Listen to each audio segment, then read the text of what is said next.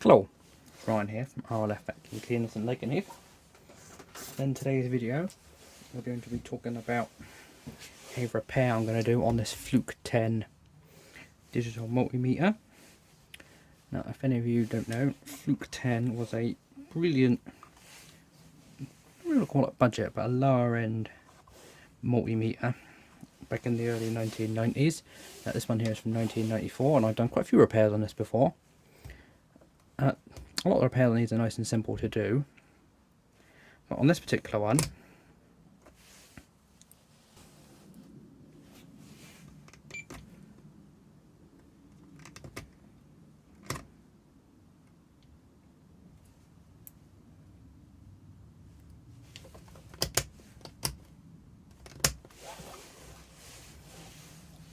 the problem with this particular multimeter is when you turn the selector to voltage AC and DC, nothing comes up on the screen, but that one does. It also doesn't continuity either. If we put it onto ohms, no, nothing like ohms either. So what I reckon this is, it's working now. If you wiggle the switch, sometimes it's alright and sometimes it's not. And I had this before on another one before, like the joints on the switch had dried up and cracked and made dodgy connections. So you know, literally just by putting a bit of pressure on it, you can make it come on and off. And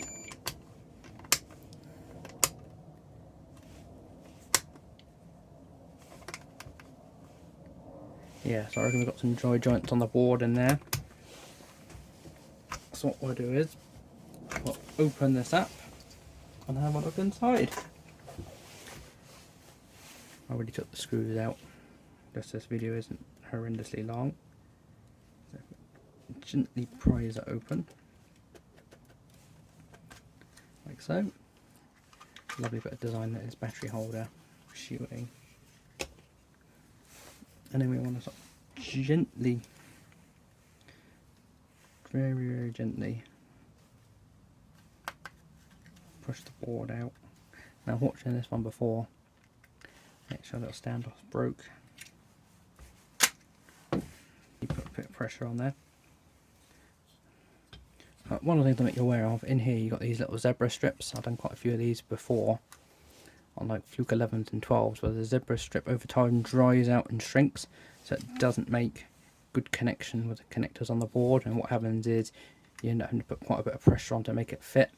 New zebra strips are actually quite expensive, but you can buy these cheap LCD I2C LCD boards, and they come with great big long zebra strips on for like £2 or £3. So you want to get one of them, nick the zebra strip out, do both of them. It's usually the screen one that goes funny, but while you've got it open, do this little one as well. That fixes the screen if it goes a bit funny, dull, intermittent. But anyway, so we've got the back of the board.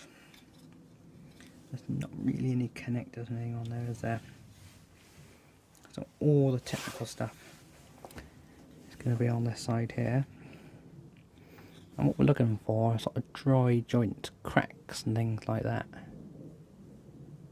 And as you can see, I don't know how this camera got on the camera, but I can see it on the camera because there's a little ring there.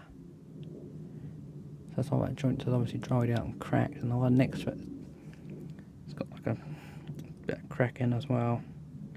So what we'll do is we'll do all the joints on the switch, and we'll do these joints as well. So I'll give them a bit of a clean up, fresh solder, and hopefully that should fix the issue. What we'll do is we'll fire the soldering iron up. Hopefully the soldering iron should be warmed up.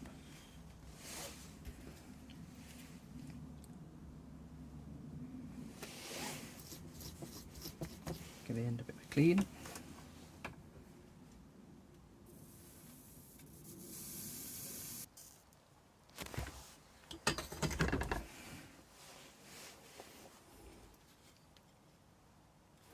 So we've cleaned them all up, resolder them, they actually look pretty good.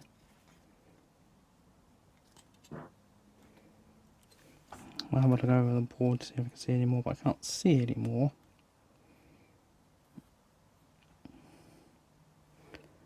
All looking reasonably good, so I'll just assume it was just them. So I'll put this back together and give it a try.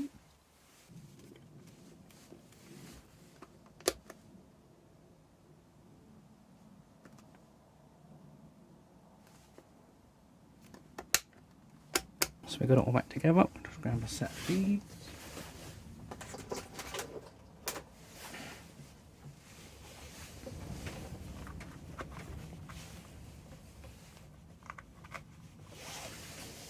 Plug them in like so. I don't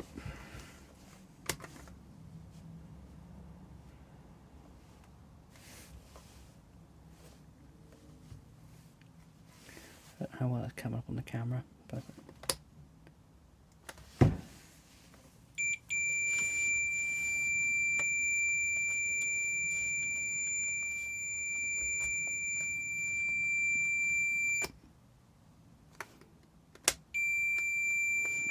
seems to be a lot better.